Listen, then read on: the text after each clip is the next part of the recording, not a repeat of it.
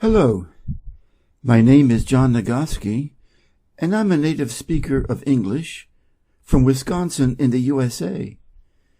I would like to introduce to you my English reading channel with questions and answers. Theseus. 1.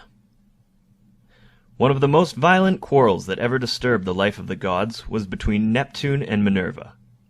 Cecrops, one of the wisest of the Greeks, was founding a city near the finest harbor in Greece.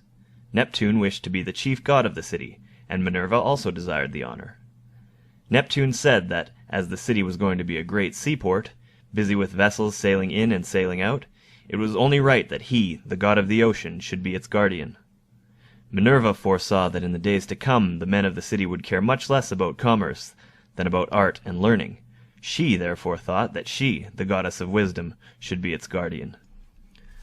The other gods became very weary of the quarrel, and to bring it to an end, Jupiter ordered that the one who should offer the more useful gift to the city should become its chief god. Neptune then struck with his trident a rock within the city's bounds, and up sprang a war-horse ready for battle. Minerva touched the earth, and an olive tree rose on the spot. Now, groves of olive trees, Jupiter knew well, would be far more useful to the people than the finest of war-horses. He therefore decided in favor of Minerva. The city became the most famous place in all the world for learning and art, and from Athena, the Greek name of the goddess, it was called Athens. 2. The most noted of the early kings of Athens was Theseus, the son of Aegeus, who was himself a king of Athens. Theseus was born far away from Athens, and was brought up by his mother, Aethra, at the home of her father. Before parting with Aethra at her father's home, Aegeus placed a sword and a pair of sandals under a heavy stone and said to her, "When the child is able to lift that stone, let him take the sandals and sword and come to me." Years went by, and when Theseus had grown up, his mother led him one day to the stone and said to him, "If you are a man, lift that stone." Theseus lifted it with ease, and saw a pair of sandals and a sword.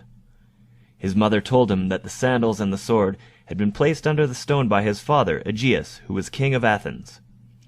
"Put them on, and seek him in Athens," she said. He fastened the sword to his girdle, and buckled the sandals on his feet. Then he kissed his mother and set out for Athens. He did not go far without an adventure. A robber called the club-bearer attacked him. A struggle followed, in which the club-bearer was killed. Then Theseus took the robber's club, and ever after that carried it himself. A little farther on, he met a robber called Sinis, who was known as the pine-bender. It was the pine-bender's sport to pull down pine trees, tie travelers to their tops, and let the trees spring back. His victims dangled from the tree-tops until they perished from pain and hunger. When Theseus came along, he bent a pine, fastened the pine-bender to it, let the tree spring back, and let the robber to suffer the torture that he had inflicted on so many others. Journeying still farther, the hero reached the dwelling of Procrustes, the stretcher. Procrustes had a bed which he made all travelers fit. If a man's legs were too long, Procrustes cut them to the right length.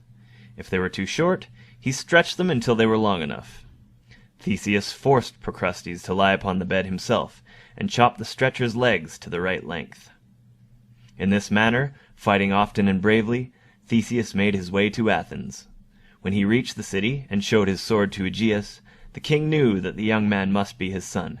He was filled with joy and declared Theseus his heir. 3.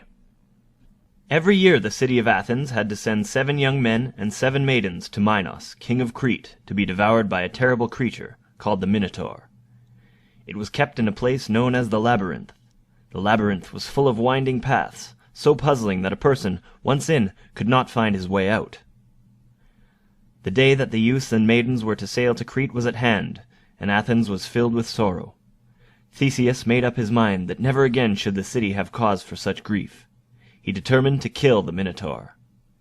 "Father," he said to Aegeus, "let me go to Crete as one of the victims." "No, no, my son," cried Aegeus, "I could not bear to lose you." "Ah, but you will not lose me," answered Theseus. "Not only shall I return, but I will bring back in safety all who go with me." Aegeus at last gave consent, and Theseus went as one of the 14 victims. The ship's sail was black, an emblem of mourning. As Theseus bade farewell to his father, he said, "I am taking a white sail with me to hoist when we come back. If the black sail should still be set when the ship comes home, you will know that I have failed. But I shall not fail." When the black-sailed vessel reached the shores of Crete, there was a great crowd gathered to see the victims. Among the watchers was Ariadne, the lovely daughter of the king of Crete. She was full of pity for those who were to be devoured. When she was told that Theseus had determined to fight the Minotaur, she made up her mind to help him.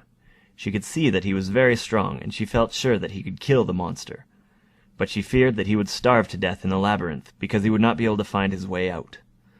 So when Theseus went into the labyrinth, she gave him the end of a ball of thread, and said, "I will stand here at the entrance and let the ball unwind as you go in. When you have killed the Minotaur, follow the thread back to me." So Theseus took hold of the thread, and went boldly into the labyrinth. When he reached the center of it, the monster came to attack him. Its weapons were stones. Stone after stone was flung by the monster, but each was warded off by Theseus, just as a skillful batter wards off a swift ball. At length Theseus was close enough to strike the Minotaur with his sword, and the creature fell dead. Guided by the thread, Theseus quickly made his way back to the entrance of the labyrinth. There he was joyfully received by Ariadne and the youths and maidens whom he had saved from death. Theseus and Ariadne had fallen in love with each other, and when the tribute ship set sail for Greece, Ariadne was one of the passengers. On the homeward voyage, the ship touched at the island of Naxos. There Theseus had a strange dream. In it he was told by Minerva to leave Ariadne on the island, because the fates intended her to be the wife of one of the gods. Accordingly, on the island of Naxos he left her, and sailed away to Greece. She afterward did become the bride of one of the gods, who gave her a golden crown, which after her death was changed to a crown of stars that is yet to be seen in the sky on any bright night. On the voyage from the island of Naxos to Athens, Theseus was thinking so much of Ariadne that he quite forgot to change the black sail for the white one, as he had promised his father to do. This was a most unfortunate oversight, for it brought death to Aegeus and sorrow to Theseus. Day after day while Theseus was away, Aegeus had sat on a cliff which overlooked the sea, hoping to catch sight of the white sail.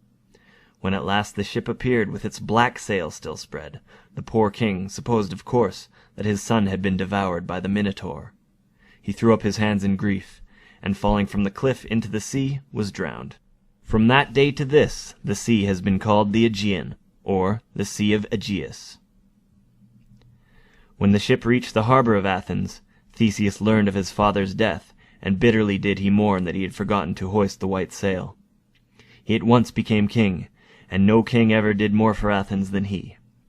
Yet, in spite of his love and labor for the city, the Athenians were not grateful. After a while he went away on a journey. He remained away for so long that they chose a new king. When at last he came back and found that the people whom he had loved so well had forgotten him, he left the city and soon died. The Athenians, in later days, repented that they had been so ungrateful. They brought his bones to Athens and buried them with great solemnity. Festivals were held in his honor, and he was ranked almost with Minerva herself as a guardian of the beautiful city. The story is told that centuries after his death he left the spirit world and helped the Athenians to gain the victory in the greatest battle they ever fought, the Battle of Marathon, of which you will read farther on in this book.